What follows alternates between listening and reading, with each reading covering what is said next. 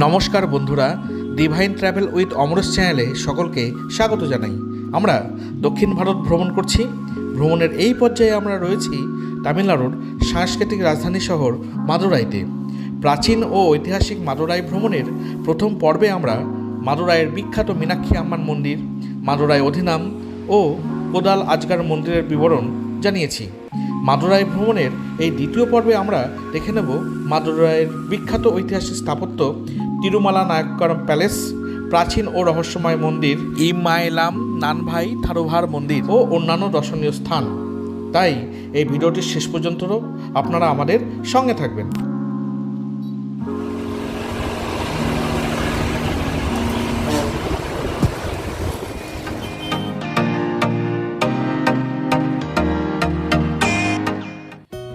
আমরা এখন এগিয়ে চলেছি মাদুরাইয়ের বিখ্যাত পর্যটন স্থল তিরুমালা নায়ক প্যালেসের দিকে।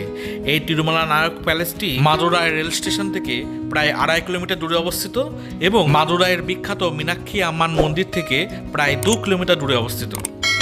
এই প্যালেসটি ইতিহাসপ্রেমী এবং যারা অতীতের স্থাপত্যর সূক্ষ্মতা বিষয়ে গবেষণা করেন তাদের জন্য অতি আবশ্যক দর্শনীয় স্থান। যে সকল পর্যটক এবং ভ্রমণার্থী এই মাদুরাই ভ্রমণ করতে আসেন তারা অতি অবশ্যই এই মাদুরাই প্যালেস ভ্রমণ করতে আসেন। দ্রাবিড় এবং ইসলামিক রীতিতে তৈরি তিরুমালা নায়ক প্রাসাদ হলো একটি সপ্তদশ শতাব্দীর প্রাসাদ, যা 1636 খ্রিস্টাব্দে মাদুরাইয়ের নায়ক রাজবংশের রাজা তিরুমালা নায়ক দ্বারা নির্মিত হয়েছিল। এই তিরুমালা নায়ক প্যালেসে প্রবেশ করবার জন্য সকলকে টিকিট সংগ্রহ করতে হয়। প্রাপ্তবয়স্ক ভারতীয়দের জন্য টিকিট মাথাপিছু 10 টাকা এবং বাচ্চাদের 5 টাকা, আর বিদেশি পর্যটকদের জন্য মাথাপিছু 50 টাকা।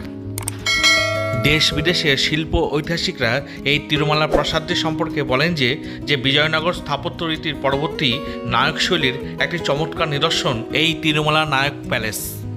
নায়ক বংশের শ্রেষ্ঠ রাজা তিরুমালা নায়ক এই প্রাসাদটিকে বাসভবন হিসাবে নির্মাণ করেছিলেন। নির্মাণের সময়কালে এই প্রাসাদটি তার বর্তমান আকারের থেকে প্রায় 4 গুণ বড় ছিল। এই প্রাসাদটি তার উত্থানকালে দক্ষিণ ভারতের এক বিস্ময় রূপে পরিগণিত হতো। গত 400 বছর ধরে এই প্যালেসের অনেক অংশ বিভিন্ন যুদ্ধের বিধ্বংসী প্রভাবের শিকার হয়েছিল। আবার ব্রিটিশ নথি অনুসারে জানা যায় তিরুমালাই নায়কের নাতি তিরুচিরাপল্লীতে নিজের প্রাসাদ নির্মাণের জন্য এই সূক্ষ্ম দালানের অধিকাংশ ভেঙে ফেলেছিলেন এবং বেশিরভাগ অলংকার ও কাঠের কাজ সরিয়ে ফেলেছিলেন, কিন্তু তিনি একটি মহৎ প্রাসাদ নির্মাণের স্বপ্ন বাস্তবায়ন করতে পারেননি। যাই হোক, পরবর্তীকালে 1866 থেকে 1872 সালের মধ্যে মাদ্রাজের তৎকালীন গভর্নর লর্ড নেপিয়ার এই প্রাসাদটিকে পুনরুদ্ধার করেন এবং সংস্কার করে আজকের বর্তমান রূপটি দেন। এই তিরুমালা নায়ক প্রাসাদটি হল মধ্যযুগের তামিল এবং ভারতীয় সংস্কৃতির একটি অন্যতম সেরা স্থাপত্য। স্থানীয় কিংবদন্তি অনুসারে জানা যায় তিরুমালা নায়ক এই সমগ্র কমপ্লেক্সটি ডিজাইন করবার দায়িত্ব দিয়েছিলেন একজন ইতালীয় স্থপতিকে। তাই এই প্রাসাদকে কেউ কেউ দ্রাবিড় ইতালীয় স্থাপত্যের একটি উল্লেখযোগ্য দৃষ্টান্ত বলে মনে করে। আবার মনে করা হয় ইতালীয় স্থপতি দ্বারা ডিজাইন করা এই প্রাসাদটি দ্রাবিড় এবং ইসলামিক স্থাপত্য শৈলীর সংমিশ্রণ। যাই হোক, এই প্রাসাদটির অন্তর্ভাগ সত্যি অসাধারণ। এর জটিল পেন্টিং এবং ভাস্কর্য সবাইকে মনোমুগ্ধ করে তোলে এবং প্রাসাদের ছাদে আঁকা ছবিগুলো সত্যি চোখে পড়ার মতো সুন্দর। বিশাল এই রাজপ্রাসাদের বর্তমানে কয়েকটি মাত্র অংশই অবশিষ্ট আছে। এই মহৎ প্রাসাদের বেশিরভাগ অংশই পরবর্তীকালে সময়ের সাথে সাথে পরিবর্তিত হয়েছে এবং বিভিন্ন রাজাদের আমলে বিকৃত করা হয়েছে। ঐতিহাসিক নথি থেকে জানা যায় এই প্রাসাদটি ইট দিয়ে তৈরি করা হয়েছিল। যখন এই প্রাসাদটির পালিশ করা হয়েছিল এবং সেখানে ব্যবহার করা হয়েছিল ডিমের সাদা অংশের সাথে খোসা চুনের সংমিশ্রণ। তাই এই প্রাসাদের দেওয়াল এবং স্তম্ভগুলো খুবই মসৃণ এবং পেলব।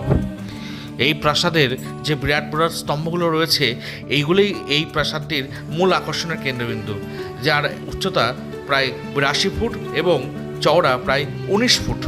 এই রাজপ্রাসাদের প্রধান গেট দিয়ে প্রবেশ করবার সাথে সাথে আমাদের যে বিশাল স্তম্ভওয়ালা যে বিশাল একটা কেন্দ্রীয় হলঘর আমাদের চোখে পড়বে এবং এই যে কেন্দ্রীয় প্রাঙ্গণটি রয়েছে এটি প্রায় 41,979 বর্গফুট এলাকা জুড়ে বিস্তৃত।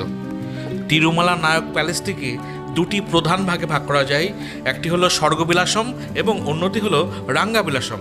রাজকীয় বাসভবন, কর্মীদের কোয়ার্টার, অডিটোরিয়াম, ধর্মীয় স্থান, পুকুর, বাগান, রানীর হারেম ইত্যাদি এই দুটি বিভাগে রয়েছে।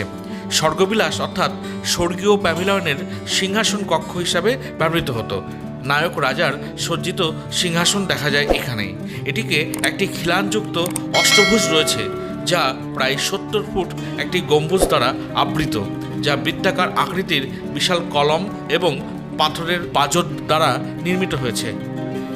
আমরা এখন প্রাসাদের নাচমহলে প্রবেশ করেছি। এই নাচমহলে সে রাজাদের আমলের বিভিন্ন চিত্র এবং অয়েল পেন্টিং দেওয়াল জুড়ে রয়েছে এবং রয়েছে সেই যুগে ব্যবহৃত অনেক মূল্যবান আসবাবপত্র এবং বিভিন্ন মূর্তি বা বিভিন্ন ইতিহাসের সামগ্রী।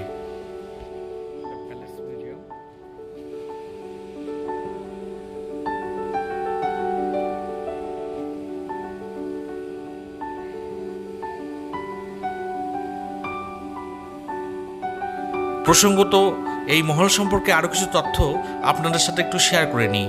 এই Tirumala নায়ক্কার প্যালেসের light and sound show এই প্রাসাদের সবচেয়ে আকর্ষণীয় বৈশিষ্ট্যগুলোর মধ্যে একটি। প্রতি সন্ধ্যায় রাজপ্রাসাদে শিলাপথিকারমের গল্প নিয়ে লাইট অ্যান্ড সাউন্ড শোয়ের আয়োজন করা হয়। এই অনুষ্ঠানটি ইংরাজি ও তামিল এই দুটি ভাষাতেই অনুষ্ঠিত হয়। তিরুমালাই নায়ক প্রাসাদের সাউন্ড এবং লাইট শোর ইংরাজি অনুষ্ঠানের সময় হলো সন্ধ্যা 6:45 থেকে 7:35 পর্যন্ত এবং তামিল শোটির সময় হলো সন্ধ্যা 8টা থেকে রাত 8:50 পর্যন্ত। এই লাইট অ্যান্ড সাউন্ড শোর জন্য মাথাপিছু 50 টাকা টিকিট সংগ্রহ করতে হবে এবং বাচ্চাদের ক্ষেত্রে এবং ছাত্রদের ক্ষেত্রে মাথাপিছু 30 টাকা দিয়ে টিকিট সংগ্রহ করতে হবে।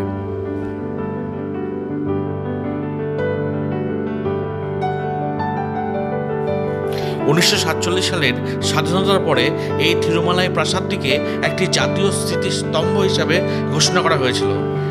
বর্তমানে এই স্মৃতিসৌধটি তামিলনাড়ু প্রত্নতাত্ত্বিক বিভাগের সুরক্ষার অধীনে রয়েছে।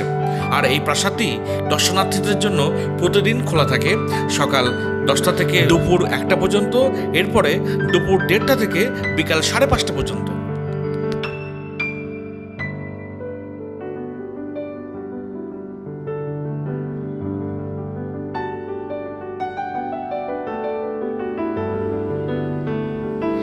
এরপরে আমরা দেখে নেব এই তিরুমালা নায়ক প্যালেসের মধ্যে অবস্থিত সুন্দর একটি পার্ক।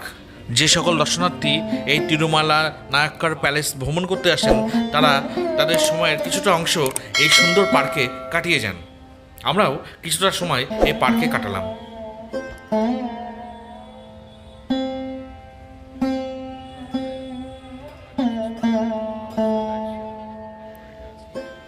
এবার আমরা দেখে নেব এই মাদুরাইয়ের অন্যতম জনপ্রিয় রহস্যময় মন্দির ইনমাইলাম নানভাই থারুভার মন্দির। এই মন্দিরটি মাদুরাই রেল স্টেশন থেকে প্রায় 1.4 কিলোমিটার দূরে অবস্থিত এবং মাদুরাইয়ের বিখ্যাত মীনাক্ষী আম্মান মন্দির থেকে 950 মিটার দূরে অবস্থিত। এই মন্দিরের অন্যতম আকর্ষণ হলো শিব ও পার্বতীর পিছনে স্বয়ং ভগবান শিবের লিঙ্গের বিরল দৃশ্যের অবস্থান।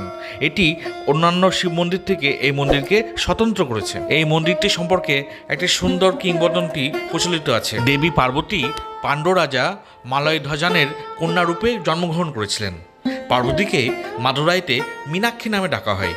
ভগবান শিব পার্বতীকে বিয়ে করেন এবং মাদুরাইয়ের রাজা হন। কোনো এক গুরুত্বপূর্ণ পদ গ্রহণ করবার আগে বা বড় কোনো কাজ শুরু করবার আগে এখানে শিবলিঙ্গের পূজা করা একটি প্রাচীন রীতি। তদনুসারে ভগবান এখানে একটি ভঙ্গিতে আবির্ভূত হন এবং শিবলিঙ্গের পূজা করেন। হিন্দু বিশ্বাস অনুসারে সাধারণত একজন ব্যক্তি বর্তমান জন্মের সময় সংঘটিত পাপ থেকে পরবর্তী জন্মে মুক্তি লাভ করে, কিন্তু এখানে ভগবানের পূজা করলে বর্তমান জন্মেই পাপ মোচন হয় বলে বিশ্বাস করা হয়। তাই দেবতাদের নাম এখানে ইমাইলুম নানভাই থারুভার মন্দির। বন্ধুরা, আমাদের মাদুরাই ভ্রমণের দ্বিতীয় পর্বের ভিডিও আমরা এখানে শেষ করছি। যদি ভিডিওটি ভালো লাগে তাহলে অবশ্যই লাইক করবেন, শেয়ার করবেন, কমেন্ট করবেন আর আমাদের এই চ্যানেলটি অবশ্যই সাবস্ক্রাইব করবেন। ধন্যবাদ।